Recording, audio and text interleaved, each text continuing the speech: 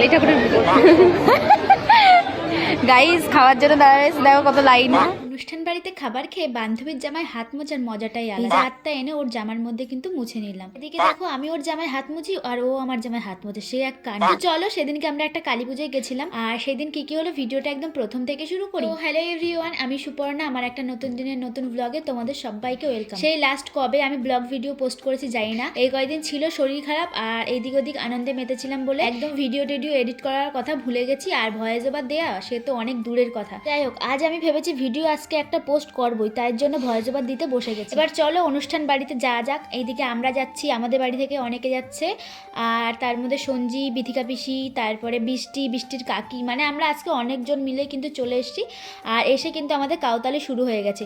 এইদিকে আমরা একটু ভিডিও করব কি, সঞ্জি কিন্তু আমাকে দেখো কি করা শুরু করেছে। ওই দিক থেকে আমার কাকা আসলো ফল টল নিয়ে, মানে বাজার থেকে, আর আমরা বাড়ি থেকে গেলাম। আমাদের জন্য দাঁড়িয়েছিল আর কি যে আমরা আসবো তারপরে ভেতরে যাবে।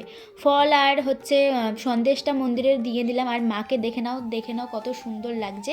এবার কিন্তু চলে যাব আমরা সোজা খাওয়া দাওয়ার কাছে, তার কারণ কালী পুজোর বাড়ি মানে কিন্তু অনেক ভিড় হয়, আর আগেই কিন্তু আমরা খেয়ে নেব। গেছি 8:30 9টার সময়, আর বলবো কি গাইস, এত ভিড় ছিল যে কি আর বলবো। এই যে আমার কাকা কাকিকেও কিন্তু দেখে নাও। এবার চলো খেতে যাওয়া যাক। তার আগে দেখো আমার স্টুডেন্টের সাথে দেখা হয়ে গেছে, মানে এক্স স্টুডেন্ট, আগে আমার কাছে পড়তো, ও কিন্তু আমার একটা বোন হয়। তারপরে চলে এসে খাওয়া দাওয়ার এখানে রাত 8:30 বাজতে পারলো না, তার মধ্যে মনে 2-3 বাস উঠে গেছে, এত ভিড় হয়ে গেছে কি বলবো। আমরা দাঁড়ায় রয়েছি যে সবাই উঠলে তারপরে খাবো। অনেক কষ্টে আমার বান্ধবীদের বলে একটা জায়গা রাখছি, সেই জায়গায় কিন্তু বসে পড়লাম। এইদিকে তো সবার মধ্যে মারামারি লেগে গেছিলো। তারপরে আমরা অনেক কষ্টে জায়গা পেয়েছি, এতগুলো লোক মানে গেছিলাম যে এক ব্যাচে হয় না, আবার পরের ব্যাচের জন্য দাঁড়াতে হয়েছিল। আগে তো বিয়ে বাড়িতে জলের বোতল দিত, এখন দেখি কালী পুজোর বাড়িতেও জলের বোতল দিয়েছে। যাই হোক, এই সিস্টেমটা কিন্তু আমার খুব ভালো লেগেছে। সবাইকে একখান করে জলের বোতল দিয়ে দিয়েছে। এবার দিয়ে দিল পাতা। প্রথমেই কিন্তু ছিল খিচুড়ি, আর খিচুড়িটা এত পরিমাণ টেস্ট হয়েছিল কি বলবো গাইস, সেদিন ফ্রাইড রাইসকেও হার মানিয়ে দেবে। সবাইকে একবার করে দেখিয়ে দিয়েছি, আর ক্যামেরা অন করেছি বলে সবগুলোর খাওয়ার ঢং দেখো, মনে হয় যেন কিছু বোঝে না। তারপরে বৃষ্টি আবার ফোনটা হাতে নিয়ে বললো, দিদি চলো তোমারও একটু দেখাই দিই। আর আমি খিচুড়িটা খেয়ে বলছিলাম যে কত টেস্ট গাইস, সেই হয়েছিল সেই।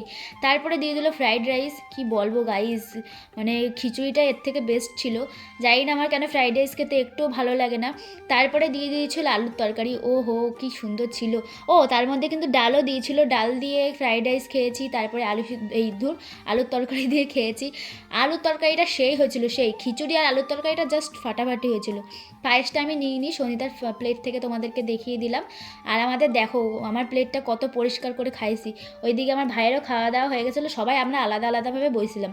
তারপরে হাতটা ধুয়ে সনিতার জামায় হাত মুছবো, ওইদিকে লুকায় মুছছি, মেয়ে টের পেয়ে গেছে। এদিকে দেখি ও চুরি করে আমার জামায় হাত মুছে ফেললো। কি বলবো গাইজ, এদের যত বলবো ততই কম বলা হবে। তারপরে আমরা আবার একটা করে কফি খেয়ে নিলাম, তার কারণ বৌদি আমাদের বলছিল যে খাওয়া দাওয়ার পরে যদি কফি খায় তাহলে নাকি ভালো করে খাবারটা হজম হয়। আমরাও একটা করে কফি নিয়ে নিয়েছি, আর এই শীতের রাতে কফিটা খেতে বেশ ভালো লাগছিল, কিন্তু কফি খেতে গিয়ে আবার জিভটা পুড়ায় ফেলছি গাইজ, কি বলবো। যাই হোক, এবার আমাদের আবার একটু ওয়েট করতে হবে, তার কারণ পিসির এখনো খাওয়া দাওয়া হয়নি, মানে সনিতার মার।